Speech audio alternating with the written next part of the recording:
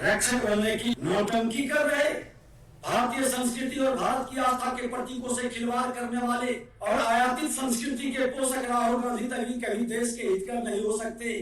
आज ये हाथ में संविधान लहराकर संविधान की दुहाई देते हैं, लेकिन देश की जनता को याद रखें कि इनके पूर्वजों, इनके परिवार ने हमारे संविधान निर्माता पूजनीय बाबा साहब अम्बेडकर के साथ क्या बर्ताव किया था।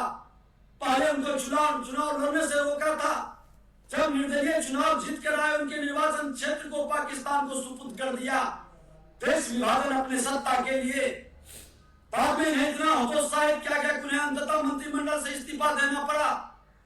जब इनके परिवार का शासन रहा, बाबा साहब को सम्मान देना उचित नहीं समझे, न संसद में उनकी तस्वीर लगाई, न ही भारत रत्न दिया गया।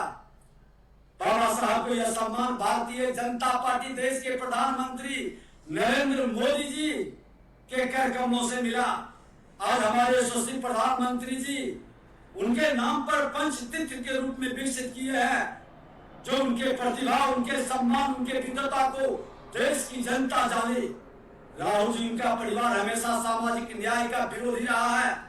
उन्होंने मंडल आयोग के रिपोर्ट को दबा कर रखा, पिछड़ा अति पिछड़ा वर्ग के आरक्षण से वंचित रखने का प्रयास किया, पिछड़ा वर्ग आयोग को संवैधानिक दर्जा तक नहीं दिया। पिछड़े वर्ग से आने वाले हमारे बिहार के ही सीताराम केसरी जी को किस तरह से बेइज्जत कर करके अध्यक्ष के पद से हटाया था, बिहार के लोग नहीं भूला है। हिसाब लेगा आपसे देश के प्रगतिशील प्रधानमंत्री नरसिंह राव, पूर्व राष्ट्रपति प्रणब मुखर्जी के साथ भी इन्होंने कभी सम्मानजनक व्यवहार नहीं किया। परिवारवाद की जिम्मेदारी की मानसिकता से हमेशा लोगों को ये डराते रहे, लज्जित करते रहे। 2013 में इन्होंने सरेआम कैबिनेट के निर्णय को फाड़ कर फेंक दिया था। ऐसे लोग दरअसल और अस्थिर चित्त के लोग अपने मूड के हिसाब से किरदार बदलते हैं। कभी दाढ़ी बढ़ा लेंगे, कभी जनेऊ पहन लेंगे, कभी सावन में मांस खाने लगेंगे और कभी पुजारी का भेष धारण करके सनातन के लोगों को भ्रमित करने का प्रयास करेंगे। ये सनातन का सम्मान कभी नहीं किए हैं।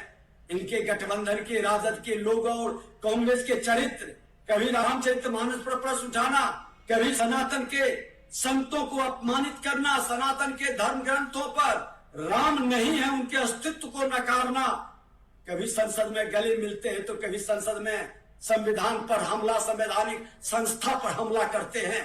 इसलिए देश की जनता, बिहार की जनता इनको गंभीरता से नहीं लेता है। यह दुखद दुर्भाग्यपूर्ण है कि आज देश का नेता प्रतिपक्ष जो पप्पू के रूप में पूरे देश के अंदर चर्चित है, जिनकी गंभीरता नहीं, और उसी तरह से बिहार का नेता प्रतिपक्ष जो अप्पू के रूप में, ये और पप्पू और अप्पू संविधान के प्रति कहीं न कहीं एक वैसे कलंक हैं जो संवैधानिक संस्था का हमेशा अपमान कर करके हमारे माननीय न्यायालय का, संविधान निर्माताओं के भावनाओं को भी हमेशा कुचलने का प्रयास करते हैं।